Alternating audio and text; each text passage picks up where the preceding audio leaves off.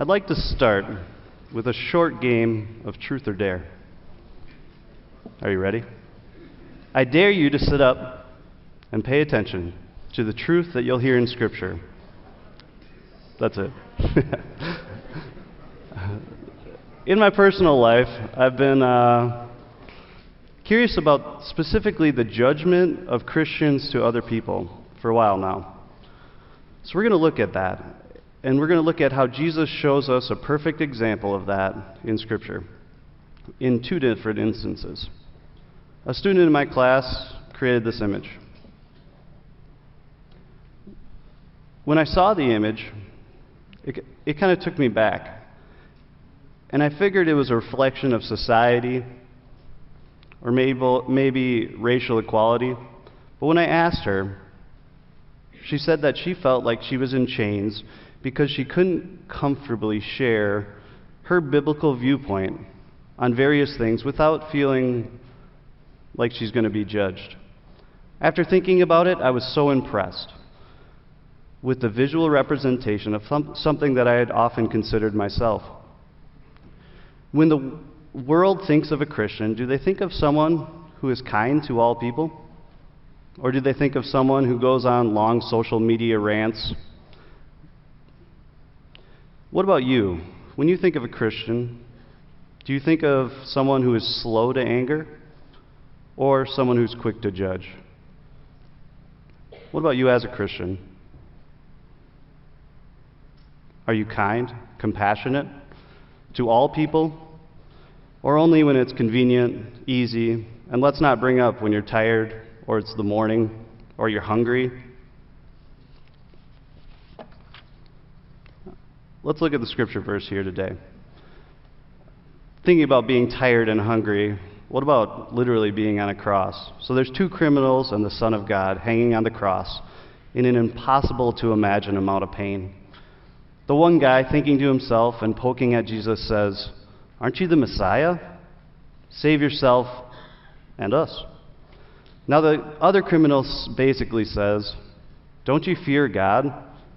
We are punished justly, but this man has done nothing wrong."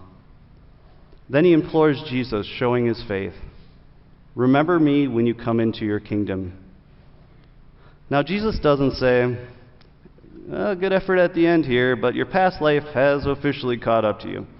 Jesus doesn't respond with judgment because he knows the man is a sinner. But he says, "Truly I tell you, today you will be with me in paradise." By faith, the man is in heaven today. An awesome example of Christ forgiving the man and showing mercy. I bet even the thief on the cross, in all the pain he was suffering, had a mindset change. He had hope. He was probably even thankful.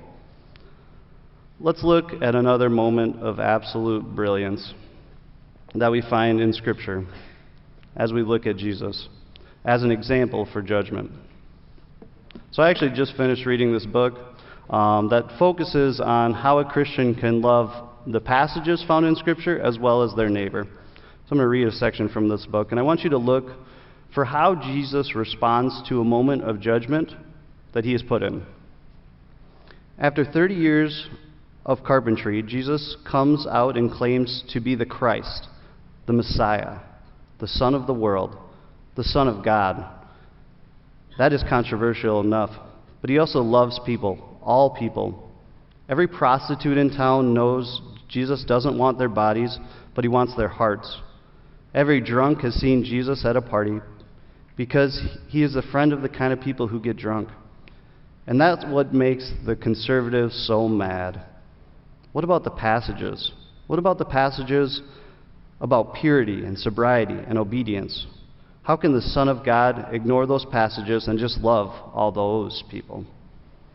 The conservatives get their chance to expose Jesus because they catch her, one of those people, a married woman found in another man's bed, an adulteress, a woman who forgot the passages about sexual purity, monogamy, the definition of marriage. Listen what happens from Scripture. At dawn, Jesus appears again in the temple courts, where all the people gather around him.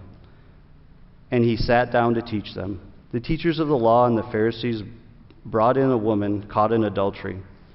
They made her stand before the group and said to Jesus, "Teacher, this woman was caught in an act of adultery. In the law of Moses commanded us to stone such a woman. Now what do you say?" They were using this question as a trap in order to have a basis for accusing him. The author continues, "This isn't hypothetical. This is an actual person.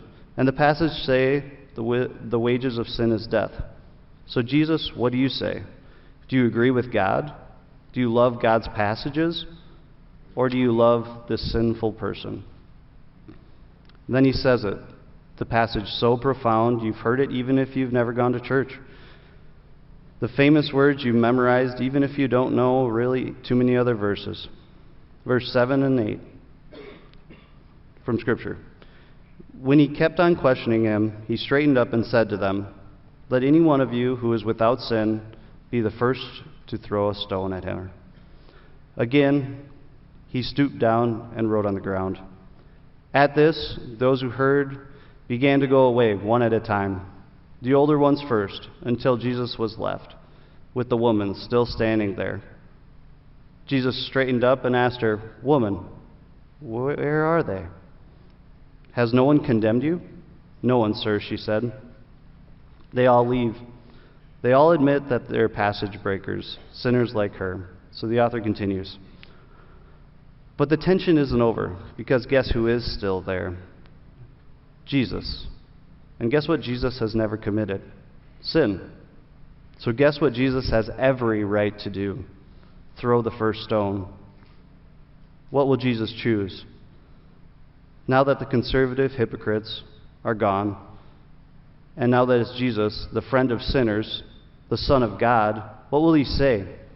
Will he defend the passage or the person? I don't want you to miss it. Are you ready? Here's what Jesus says. "Neither do I condemn you," Jesus declared. "Go now and leave your life of sin." I think of that in regards to judgment. And actually it's a thing that, as you look, our God is full of mercy and compassion. And there's literally no sin too great that if we confess, God won't forgive. In my life, actually, when I was 3 months into my relationship with my wife, she was my girlfriend, I had a really unique moment. I'd actually already said I love you, so I was pretty serious about this girl. She's the kind of girl you want to marry. And I could tell she was getting emotional. And when she was getting emotional, I could see she wanted to talk about something serious. So I knew it was going to be a big moment for me.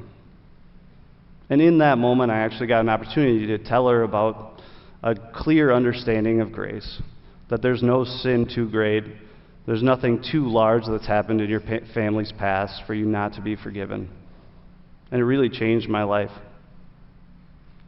It was probably the biggest thing that led me to not only see a change in her in regards to how much guilt she felt, but also it changed me and our relationship because we had the same idea and the same understanding of God's grace. We had the same confidence in our eternal salvation.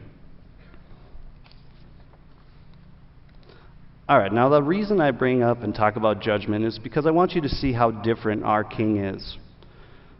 Our King loves us like no one else can love us. Mercifully, he rules and judges us and our actions, not on our personal actions or on our past or personal life, but the life, death, and resurrection of Jesus Christ. Oftentimes, in pictures, we see images of spiritual life looking like these. The superhero moment of your spiritual walk are rare, far between, and you may never be on a mountain top, throwing your hands in the air. This may never be you. But I want you to really think about your spiritual life like that. I want you to have an understanding that It's a daily struggle to avoid the negative things that you continue to fall into. Your spiritual fight isn't a movie or a show where there's a turning point and everything all of a sudden turns to gold and there's no more struggle. But you daily need God's grace and mercy. Our King is special. And you daily need to fight the good fight with all your might.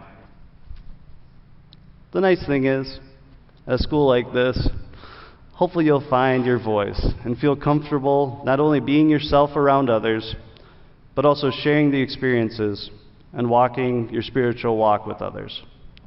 This is an image from the volleyball game to go to state. As we zoom in a little bit more, you see here that a spiritual journey may be in some ways an individual one, but your journey is not alone. We can encourage others and we can love our neighbor as well as the passages found in Scripture. Now you have looked at two distinct stories about judgment where we see our King of Kings rule not with harshness or shame, but with forgiveness and everlasting joy. Our King has come and lived the perfect life for us, given us an example of how we should love and forgive. He took our punishment to the cross, and his resurrection is proof that we can have confidence in our faith. Now I want you to go with me. Just like I want each of you to experience the peace and contentment I have in my life,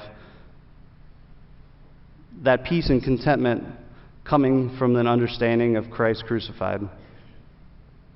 I want you to go with me. I want you to join in songs of thanksgiving in heaven one day with me. The victory is won, the deed is done. Amen.